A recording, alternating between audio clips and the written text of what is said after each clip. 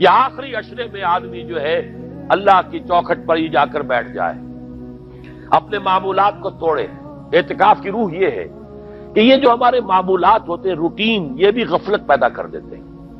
ایک عادت بن گئی ہے، صبح اٹھتے یہ کرنا، پھر یہ کرنا، پھر دفتر جانا، پھر آنا، پھر یہ، اس کے اندر پھر وہ آدمی کوئی جاگتا ہی نہیں، ہوش میں آتا ہی نہیں۔ وہ گویا کہ ایک مدہوش سا ہے اور ایک وہ اپنا سائیکل چل رہا خود بخود۔ اس سائیکل کو توڑو، جیسے 5 دفعہ وہ سائیکل توڑتے ہو نماز کے لیے۔ آؤ یہاں آؤ، آؤ سجدے میں گرے، لوح جبی تازہ کریں، یاد کرو اللہ کو دوبارہ، اپنا عہد استوار کرو دوبارہ، ایاک نعبد و ایاک نستعین۔ اسی طرح سال میں ذرا یہ 9-10 دن بھی ایک دفعہ توڑو اپنے روٹین کو، جاؤ وہاں ڈیرا لگا لو مسجد کے اندر اللہ کے در پر، سوائے جو ناگزیر ہوائج انسانیاں ہیں، پیشاب وغیرہ کے لیے جانا ہے باہر، جاؤ وضو کرو پھر آ کے بیٹھ جاؤ۔ محض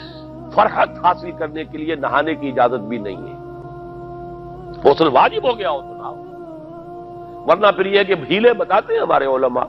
کہ وضو کی نیت سے جاؤ غسل کر کے آ جاؤ، اس لیے کہ معلوم ہے کہ آج آدمی کی جو عادت بن گئی ہوئی ہے روزانہ نہ نہائیں تو طبیعت پہ اثر رہتا ہے، لیکن اسی کو تو توڑنا ہے،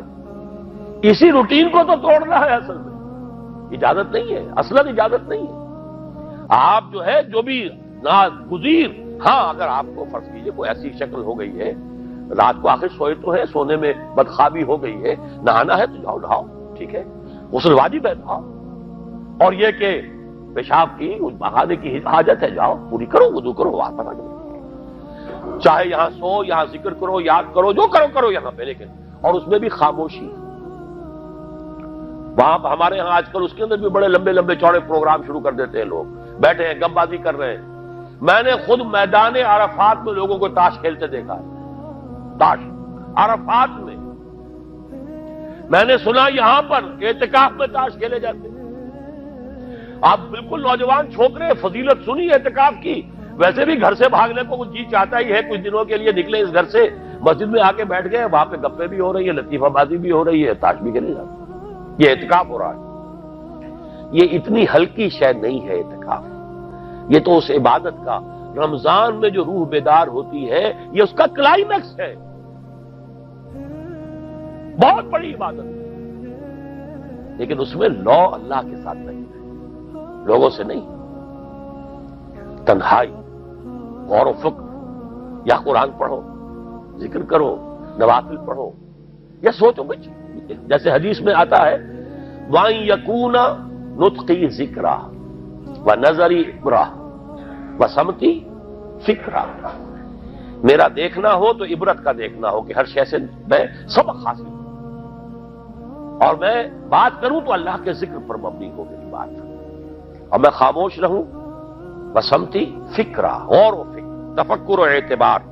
جو حضور جا کر غار حرا میں کیا کرتے تھے وہ اعتکاف تھا حضور کا، مکی دور کا اعتکاف،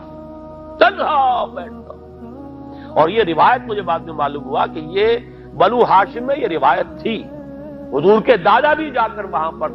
غار حرا میں بیٹھا کرتے تھے، یہ ان کی ایک خاندانی روایت چلی آ رہی ہے، یہ جگہ تھی، اور وہ جگہ ایسی ہے عجیب سی، اب تو خیر بڑی بڑی عمارتیں حائل ہو گئی ہیں، ورنہ میں نے جب پہلا حج کیا تھا سن 62 میں، تو میں نے اس وقت جا کر دیکھا تھا واقعتاً سیدھا کعبہ نظر آتا وہاں سے، اور کچھ درمیان میں نہیں، جیسے اس کو سلٹ لیمپ کہتے ہیں، وہ غار ہے ہی ایسی کہ سامنے ایک دراڑ سی بس کھلی ہوئی ہے، یہ اس کے اندر سے وہاں بیٹھ جائیے سیدھی نگاہ خانہ کعبہ پر جاتی ہے، تو کعبے کا مراقبہ بھی کیا جا سکتا تھا وہاں بیٹھ کر، دیکھنا کعبے کو دیکھنا عبادت ہے، اور پھر اس یکسوئی کے ساتھ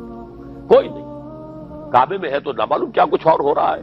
لیکن یہ کہ وہاں تو آپ بیٹھے ہوئے، وہ اعتکاف، یہی اعتکاف حضرت موسیٰ نے کیا تھا 40 دن کا، تب تورات ملی تھی، یہی 40 دن کا روزہ کیا رکھا تھا، یہ اگرچہ قرآن میں مذکور نہیں ہے، حضرت موسیٰ کا تو قرآن میں مذکور ہے، حضرت عیسیٰ کا انجیل میں مذکور ہے، 40 روز کا روزہ اور اعتکاف پہاڑوں میں کیا جاتا، تب انجیل میں بھی یہی اعتکاف تھا جو حضور کر رہے تھے غار حرا میں، تب قرآن، اقرا بسم ربک الذی خلق، خلق الانسان من علق، یہ تو اس کا ایک عکس، اس کی ایک جھلک ہونی چاہیے۔ میں نے روح اعتکاف پر بھی ایک زمانے میں ایک تقریر کی تھی، میں نے دیکھا چھپی ہوئی تھی، اب پتہ نہیں کہیں اویلیبل ہے یا نہیں، ایک علیحدہ کتابچے کی شکل میں بھی تھی، ویسے عظمت صیام و قیام رمضان مبارک پر بھی میرا کتابچہ ہے، عظمت صوم، جس میں کہ پھر میں نے یہ انسان کے 2 وجود اس کے بارے میں بھی خاصی وضاحت کے ساتھ گفتگو کی ہے، وہ بھی میرا کتاب چاہے شاید باہر اس پہ ہوں گے۔ تو فرمایا جب تم اعتکاف میں ہو تو ان کے ساتھ مباشرت نہیں کر سکتے۔ تلک حدود اللہ ہے، یہ اللہ کی حدود ہے، فلا تقربوها، ان کے قریب مت جانا۔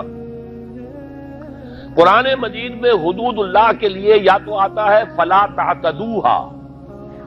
یہ اعتداء کہتے ہیں کسی حد کو کراس کر جانا، تجاوز کرنا، اور جہاں زیادہ احتیاط کی بات ہے وہاں فلا تقربوها، آخری حد کے قریب تک نہ چلے جانا، مبادا کہیں غلطی سے قدم جو ہے ادھر پڑ جائے۔ جیسے حضور نے حدیث کے اندر بیان فرمایا الا لکل ملک حمن،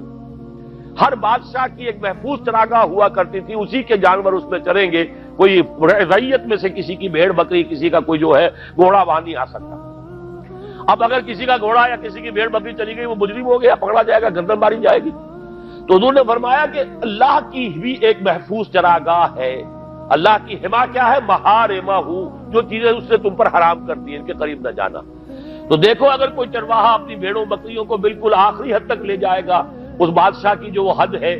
تو اندیشہ ہے کہ بھیڑیں بکریاں کہیں ایک چھلانگ لگائے اور بادشاہ کی چراگاہ میں داخل ہو جائے، لہذا ذرا فاصلے پر رہا کرو۔ یہ ہے آخری حد تک نہ جاؤ بلکہ کچھ فاصلے پر رہو۔ فلا تقربوها، یہ اللہ کی حدود ہے تو ان کے قریب مت پھٹکو۔ کذالک یبین اللہ لکم آیاتہ للناس لعلہم یتقون، اسی طرح اللہ تعالی اپنی آیات لوگوں کے لیے واضح کر رہا تاکہ وہ بچیں، تقویٰ کی روش اختیار کریں، حدود الہی کا احترام کریں، اس میں کہیں تجاوز تو دور رہا، اس کے قریب بھی نہ آئے۔